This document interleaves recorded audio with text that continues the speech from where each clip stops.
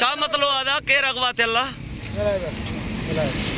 रायपुर गुलजार हुआ सो अगवा छलनी व्यापार जे हिसाब सां वेला 6 ब्लॉक में अगवा छी यानी अच्छा असा इंसाफ खपे असा एसपी काऊं डी आहे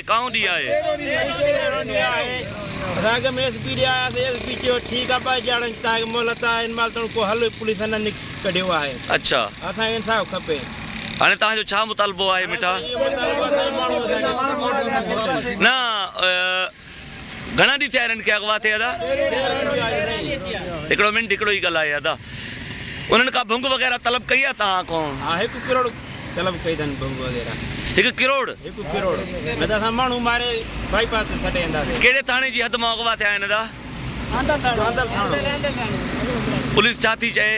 पुलिस चयो थी हा अॼु सुबुह आसरा ॾियनि था पिया अच्छा को हल न निकितो आहे असांजे लाइ जेकॾहिं हल नथो निकिरे त ॿुधो न साईं जेकॾहिं हल नथो निकिरे त भुंग ॾेई जान छॾायो ॿियो को रस्तो त कोन्हे भला इहे कॾहिं थियो आहे जो पुलिस कॾहिं कंहिंखे मुफ़्त में मोटायो हुजे अदा इहे कॾहिं थियो आहे हमेशह ईअं थियो आहे जो वारसनि खां भुंग वठी अंदरूनी तरह हमेशह माण्हू बाज़ियाब थिया आहिनि घोटकी पुलिस कॾहिं कंहिंखे मुफ़्त में बाज़ियाब न कराए सघी आहे बेटा सिधा कहिड़ी मजबूरी आहे पुलिस जी सिधा थियनि साईं कहिड़ी मजबूरी आहे पुलिस जी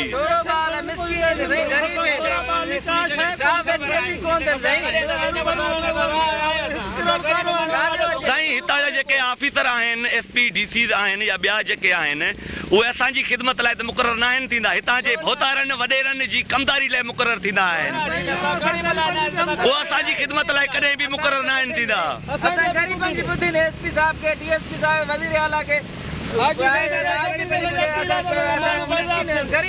मां गुज़ारिश उहा ई कयां थो जो ही ऑफिसर जेके आहिनि न मिठा असांजी ख़िदमत लाइ नौकरी लाइ असांजी नौकरी लाइ नथा मुक़ररु थियनि उहे भोतारनि जी कमदारी लाइ नौकरी मुक़ररु था थियनि पोइ उन्हनि जे मथे में कहिड़ो सूरु आहे तव्हांखे भले 2 माण्हू आहिनि भले 50 बि अगवा थी वञनि कोई फ़र्क़ु न आहे पवणो मिठा पंहिंजे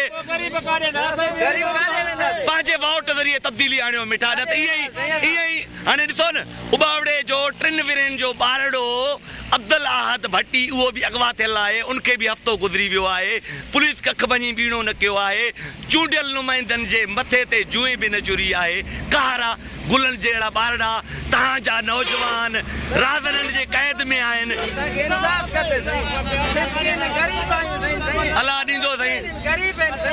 इंसाफ़ अलाह ॾींदो मिठा मुंहिंजूं दुआऊं तव्हां सां गॾु आहिनि अलाह करे जल्दी बाज़ियाब थींदा पर गुज़ारिश ई आहे मां पंहिंजे कामोरनि जा चूंडियल नुमाइंदनि जा किरदार सिर्फ़ु तव्हांखे ॿुधायां थो पियो मुंहिंजूं दुआऊं तव्हां सां गॾु आहिनि अलाह करे तव्हांजो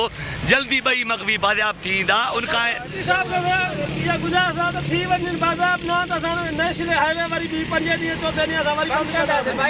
एहतिजाज तव्हांजो हक़ आहे मिठा एहतिजाज तव्हांजो हक़ आहे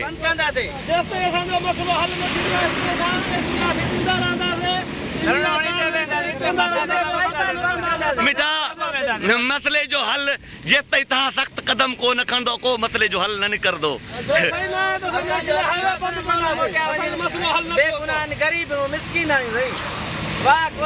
अल्लाह मदद फरमाए वक़्त वारनि खे मां बि गुज़ारिश कयां थो ख़ुदारा जागो ख़ुदारा कुझु हया कयो भेणा 2-2 4-4 माण्हू 8-8 माण्हू घोटकी ज़िले मां अगवा थियल आहिनि उन्हनि जी बाज़ियाबी लाइ के बि किरदार अदा न पिया कया वञनि धाड़ेलनि सां राज़ननि सां तस्वीरूं पुलिस ऑफिसर कढनि था वेठा